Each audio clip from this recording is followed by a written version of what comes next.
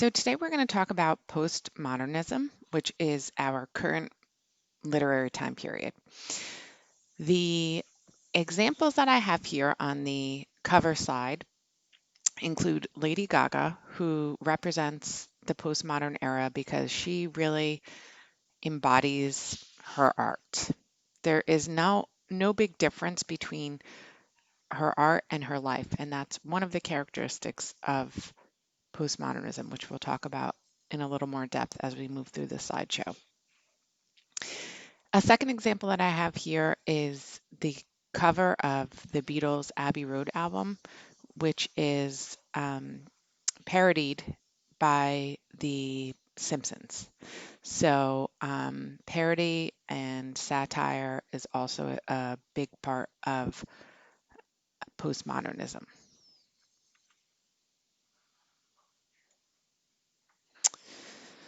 So the main characteristics of postmodernism include that it is often associated with social and political upheaval of the 1960s with an unclear start date. So, what are some of the social and political upheavals that you can recall from the 1960s? Another example of a characteristic that defines postmodernism is that it defies definition, yet attempts to integrate art and life. So this is what I referenced when I was talking about Lady Gaga. She really does not make a separation between her art and her life. It is all one and the same. This can be seen when she wore that Kermit the Frog dress, or at one point she wore a dress covered in meat. She just lives very creatively and embodies her art. Another characteristic of postmodernism is exploration of marginalized aspects of society. What does it mean to be marginalized?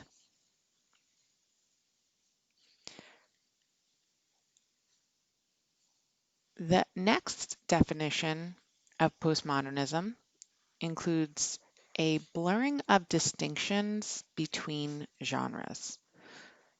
What is a literary genre?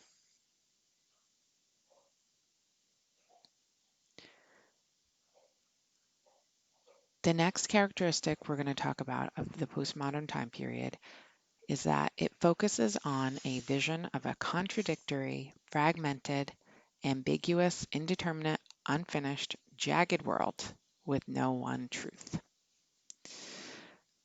This is connected to the next characteristic that says all truth within a postmodern context is relative to one's viewpoint or stance. So together, these two characteristics focus on the idea that truth is relative to one's perspective. And there's no one clear-cut answer to the truth. To some degree, people's context and perspective form their reality, and the fact that it does not align from person to person results in a fragmented and sometimes contradictory or ambiguous world. The final characteristic we're going to talk about of postmodernism is that it rejects boundaries between high and low forms of art. So let's talk about some examples of high art. And now let's talk about some examples of low forms of art.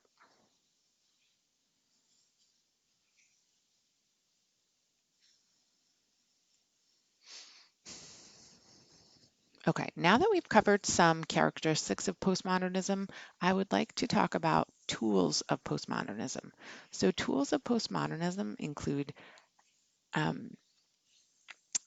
different ways that writers and artists employ um, irony and playfulness for one. Okay, so in terms of irony, we have verbal irony, which is the expression of one's meaning by using language that normally signifies the opposite, typically for a humorous or emphatic effect. So this would be sarcasm. And sarcasm, you probably recognize, is, all throughout pop culture during this current time period we're living in. The next type of irony is dramatic irony, and this you'll see when an audience will know or understand something about a situation that the characters in the story are unaware of.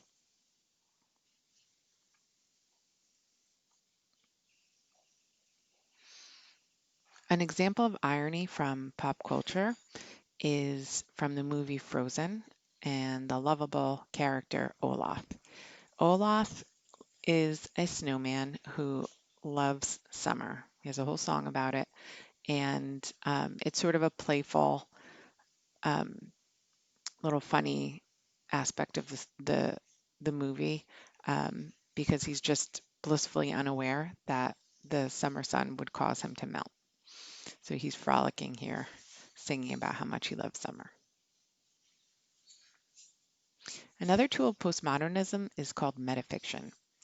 Meta is defined as the change in position or form, going beyond or higher or transcending.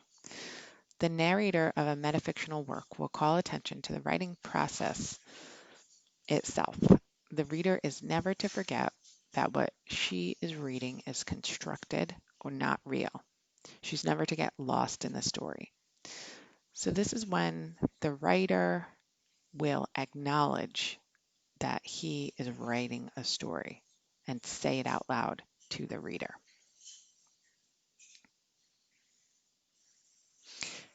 An example of metafiction from TV is our favorite, The Office.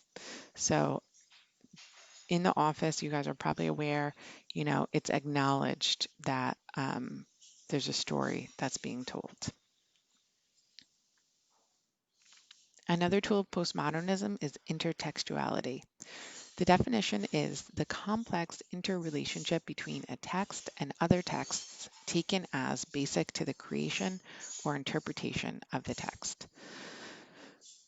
One example is a story called Wide Sargasso Sea by Jean Rhys. It's the backstory of a character from Charlotte Bronte's Jane Eyre. So these stories were written hundreds of years apart, or at least 100 years apart, I should say. So Jean Rhys, the author of Wide Sargasso Sea, was not in touch with Charlotte Bronte. She didn't have any ideas about what Charlotte Bronte's intentions were in creating this character um, who basically in Jane Eyre, there's a character who's trapped in the attic of a home um, in which Jane Eyre is living in. So this character is kind of like she's a crazy lady. And Jean Rhys comes along 100 plus years later and decides that she wants to tell the backstory of who this character from the attic in Jane Eyre might have been. And she writes the story, Wide Sargasso Sea. So she creates this intertextuality between these two novels written more than 100 years apart. And this is a perfect example of a postmodern piece of literature. We're all familiar with the classic story of Jane Eyre, and so she's relying on people's interest in this classic story to ignite interest in her own story. A pop culture example for music is Drake's Nice for What, which, like so many hip hop songs, samples from Lauryn Hill's X Factor. Tools of postmodernism, intertextuality example from art would be I shop, therefore I am. If you are familiar with the philosopher Descartes' I think, therefore I am, which was a philosophical statement about how he defined humanity, you might recognize this artist's commentary on people in the 20th century. She's saying that we are part of a consumer culture in which shopping defines our humanity. A little depressing, but obviously she's making a statement. So she's using a quote from a philosopher, and then she's employing it in a modified version as part of her photograph. So this whole photograph here is her art. Okay, and the next tool we're going to talk about is pastiche, which is a form of intertextuality, um, a work of visual art, literature, theater, or music that imitates the style or character of the work of one or more other artists. Unlike parody, pastiche celebrates rather than mocks the work it imitates.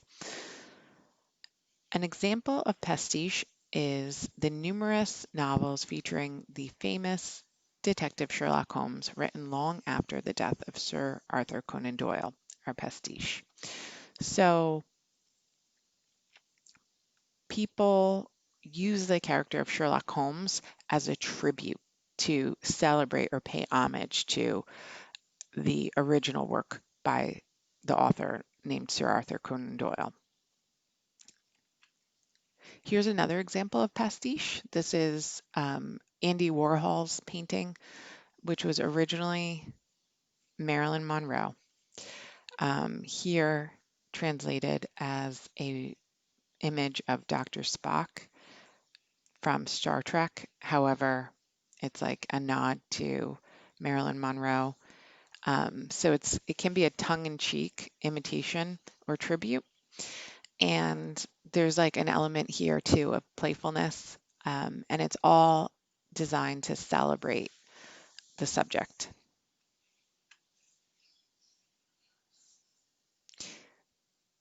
The final images I would like to show you are two examples of postmodern art. The first is called Untitled Painting. It's from 1965 and it was composed by Michael Baldwin and Mel Ramsden. So this would be an example of postmodern art. It is actually a mirror fixed to a canvas. In the reflection of the mirror, you see a piece of art on the wall opposite the mirror and a sculpture in the middle of the floor in the museum, wherever this painting is being displayed.